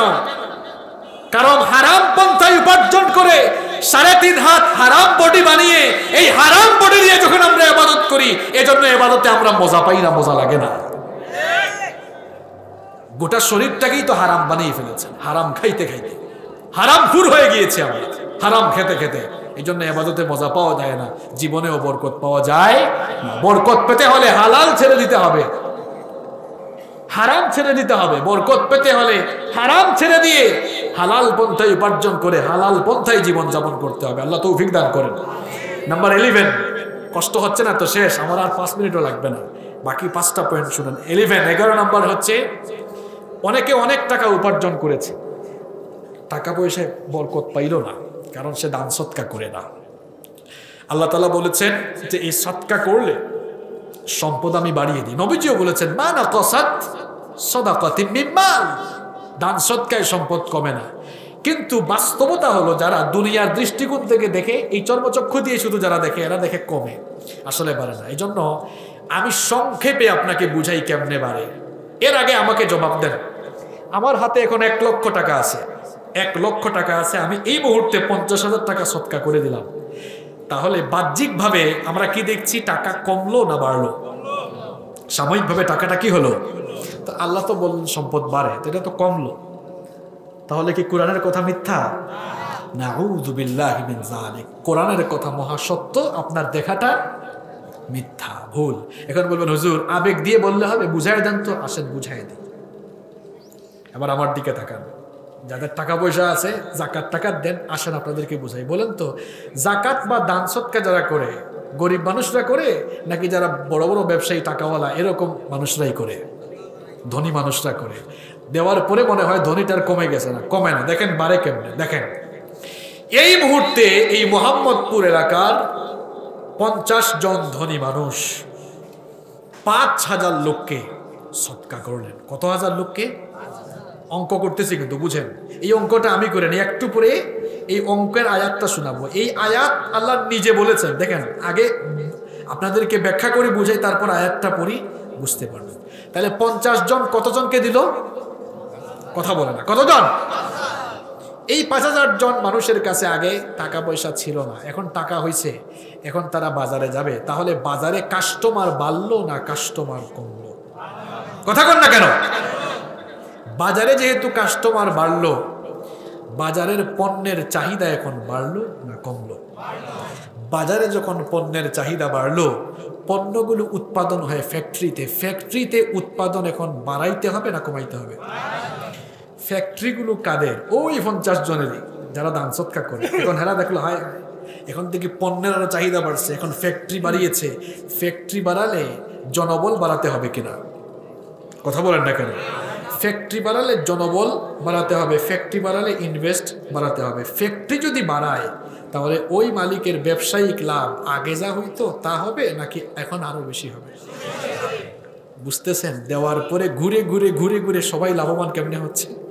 এই জন্য আল্লাহ তাআলা কোরআনে খুব সুন্দর উপমা দিয়ে বলেছেন, মাসালুল লাযীনা ইউনফিকুনা আমওয়ালাহুম ফি সাবিলিল্লাহি কামাসালি হাববাতিন আমবাতাত সাবআ সানাবিলা ফি কুল্লি সুম্বুলাতিন মিআতু হাব্বা ওয়াল্লাহু ইউদাঈফু লিমান ইয়াশাউ ওয়াল্লাহু ওয়াসিউন আলীম। আল্লাহ তাআলা বলছেন যারা আল্লাহর রাস্তায় দান করে তাদের উদাহরণ হলো একটি শস্য বীজের মতো। আপনাদের এলাকায় ধান চাষের জন্য সর্বপ্রথম যে ধানগুলোকে বস্তার মধ্যে পানিতে ভিজায় রাখে, এই ধানগুলোকে ফালাবার জন্য এগুলোকে আঞ্চলিক ভাষায় কি বলে? কি বলে? আমাদের সিলেটে জালা বলে, জালা। আপনারা কি বলেন? পাটু। পাথো পাথো হইছে, উচ্চারণ হইছে পাথো পাথো। আচ্ছা, সুবহানাল্লাহ, ভাষার মধ্যে একটা মজা আছে, পাথো। আচ্ছা, একটা পাথো, একটা আমি ধান বলে দিলে একটা ধান। হ্যাঁ, বুঝেন বুঝেন ভাই, এটা আমি বলতেছি না, আল্লাহ বলতেছেন। আল্লাহ বলছেন আমার রাস্তায় যারা দান করে এদের উদাহরণ একটা বীজের মতো। কিসের মতো? এই যে একটা ধান আপনি ফেললেন, একটা ধানের থেকে কয়টা গাছ হলো? একটা গাছ। একটা ধান থেকে একটা গাছে একটা গাছ হলো, কিন্তু এক গাছ থেকে একটা ধান হয় না শত শত ধান হয়? আল্লাহ তাআলা বলছেন যারা আমার রাস্তায় খরচ করে উদাহরণ একটা বীজের মতো, যেই বীজ মাটিতে ফেললে বীজ থেকে শস্য দানা হয় এবং সেই শস্য দানার মধ্যে 7টি শীষ উৎপন্ন হয়, আর প্রত্যেকটি দানায় 100 করে দানা উৎপন্ন হয়। তাহলে 7 100 কত হইল? আল্লাহ তাআলা বলেন বান্দারে আমার রাস্তায় খরচ করলে প্রথমে মনে হবে কমে যাচ্ছে, কিন্তু এরপরে দেখবা এই দানের কারণে তোমার সম্পদ আমি 700 গুণ পর্যন্ত বাড়িয়ে দেব। সুবহানাল্লাহ তো বললেন, দেওয়ার বেলায় তো ধরে রাখে, দিবে না, আছে না নাই? ধন সম্পদ যারা বেশি বেশি আল্লাহর রাস্তায় দিবে, আল্লাহ তাদেরকে দিবে। সুবহানাল্লাহ। ইনকামে বরকত পাবেন, সম্পদে বরকত আসবে। কি করলে? দান সাদাকা করে। নাম্বার 12, এরপরে 12 নাম্বার হচ্ছে সময়ের মূল্যায়ন করতে হবে। আমরা সময়ের মূল্যায়ন করি না, সময়ের কাজ সময়ে করি, বরকত নাই। এই জন্য ইসলাম বলছে সময়ের কাজ সময়ে করো। আমাদের অবস্থা 9টার গাড়ি কয়টায় যায়? আমি নিজেও আজকে আমার 7টার গাড়ি আজকে 12টায় আসছে। 7:55 ফ্লাইট ঢাকা থেকে ছাড়ার কথা, ছাড়ছে 10:15-তে। 10:50-এ আমার ঢাকা থেকে ফ্লাইট ছিল যশোরে, ওই ফ্লাইট মিস। ঢাকায় আসছে 11:30। এই যে অবস্থা সময়ের, দেশ উন্নত হবে কেমনে? অথচ এই এয়ারলাইন্স বিমান বাংলাদেশ এয়ারলাইন্স, আমার দুর্নীতির কারণে এই অবস্থা হয়েছে। একটু সুন্দর ব্যবস্থাপনা আর দায়িত্বশীল ভূমিকা থাকলেই সব বদলে যেত, ঠিক কিনা? এখন আবার তেলের দাম, গ্যাসের দাম বেড়ে গিয়েছে। মানুষের কষ্ট হচ্ছে নাকি কষ্ট হয় নাই? দ্রব্যমূল্যের ঊর্ধ্বগতি। যথাযথ কর্তৃপক্ষকে আমরা বলবো মানুষের কষ্টের দিকে আল্লাহর ওয়াস্তে তাকান, মানুষের কষ্ট বুঝার চেষ্টা করেন এবং যথাযথ সিদ্ধান্ত, যথাযথ পদক্ষেপ নেওয়ার তৌফিক যেন আল্লাহ আপনাদেরকে দান করেন। 12 নম্বর বলছিলাম কি? সময়ের যথাযথ মূল্যায়ন করতে হবে। নাম্বার 13 নম্বর হচ্ছে অল্পতুষ্ট থাকতে হবে এবং যা আছে তার উপর শুকরিয়া জানাতে হবে। আমাদের অবস্থা অল্পতুষ্ট থাকার মতো না। একবারই হয়েছে হুজুর মোহাম্মদপুরে না আছে, এখন মাগুরায় একটা বাড়ি করবো, দোয়া কইরেন। মাগুরায় আছে, কয় ঢাকায় যদি হইতো। এই যে চাহিদার শেষ নাই। নবীজি বলেছেন ওয়ালাই আমলা ফাহু ইল্লা তুরাব, তোমাদের পেট 3.5 হাত মাটি ছাড়া আর কিছুতেই ভরবে না। যা আছে তা নিয়ে সন্তুষ্ট থাকলে দেখবেন আল্লাহ অটোমেটিক আরো দিবে। লা ইন শাকারতুম লা আযীদান্নাকুম, শুকরিয়া করলে নিয়ামত যিনি বাড়িয়ে দিবেন তিনি কে? নাম্বার 14, 14 নাম্বার হচ্ছে বরকতময় সময়ে বরকত তালাশ করতে হবে। সবচাইতে বরকতের জায়গা মসজিদ। সবচেয়ে বরকতের জায়গা কোথায়? ওই মসজিদে যান না আপনারা?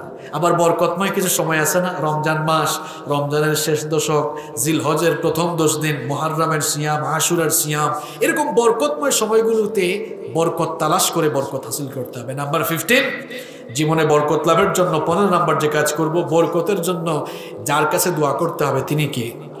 বরকত দেওয়ার মালিক কে? তাহলে জীবনে বরকত পাওয়ার জন্য কয়টা কাজ করতে হবে? একটু রিভাইজ হোক আর দেখি কার কার মেমোরি ভালো। 1 নাম্বার কি বলেছিলাম? তাকওয়া ভিত্তিক জীবনযাপন করতে হবে। তাকওয়া কি? তাকওয়া হচ্ছে আল্লাহকে ভয় করে সব হারাম বর্জন করে আল্লাহর দ্বীনের পথে চলার নামই তাকওয়া। নাম্বার 2, জীবনে বরকত পেতে হলে কি করতে হবে? সব কাজে বাসমালা পড়তে হবে। নাম্বার 3, 5 ওয়াক্তের নামাজি হতে হবে। নাম্বার 4, 4 নাম্বার কি বলেছিলাম? হ্যাঁ, কোরআনের সাথে সম্পর্ক বাড়াতে হবে। অনেকে নোট করছে, বোঝা যাচ্ছে। নাম্বার 5, 5 নাম্বার, হ্যাঁ মনে আছে, 5 নাম্বার কি? সালাম। 6 নাম্বার কি বলেছি? ইয়েস, মা বাবা এবং আত্মীয়দের সঙ্গে ভালো আচরণ করতে হবে। 7 নাম্বার, সকাল সকাল ঘুম থেকে উঠে রিজিকের তালাশ করতে হবে। 8 নাম্বার, আল্লাহর উপর তাওয়াক্কুল করতে হবে। 9 নাম্বার, ইস্তেগফারের সাথে লেগে থাকতে হবে। সময় পেয়েছেন? আস্তাগফিরুল্লাহ। সময় পেয়েছেন? আস্তাগফিরুল্লাহ। নাম্বার 10 নাম্বার হচ্ছে হালাল রিজিকের অন্বেষণ করতে হবে। 11 নাম্বার, সম্পদ আল্লাহর রাস্তায় দান করতে হবে। এরপরে 12 নাম্বার কি বললাম? সময়ের প্রতি সচেতন হতে হবে। 13 নাম্বার কি বললাম? অল্পে তুষ্ট জীবনযাপন আর শুকরগুজারমূলক জীবনযাপন করতে হবে। এরপরে 14 নম্বর কি বললাম? বরকতময় সময়ে বরকত তালাশ করতে হবে। এবং নাম্বার 15 নম্বর কি বললাম? বরকতের জন্য কার কাছে দোয়া করতে হবে? এই 15টি আমল করা যাবে তো ইনশাল্লাহ? এই 15টি আমল করলে জীবন থেকে দুঃখ, দুর্দশা, হতাশার গ্লানি মুছে দিবেন যিনি, তিনি কে? আর 15টি আমল করলে দেখবেন হায়াতে, ছেলে মেয়েতে, পরিবারে, কাজে কর্মে, রিজিকে, এক কথায় গোটা জীবনে বরকত দিয়ে দিবেন কে?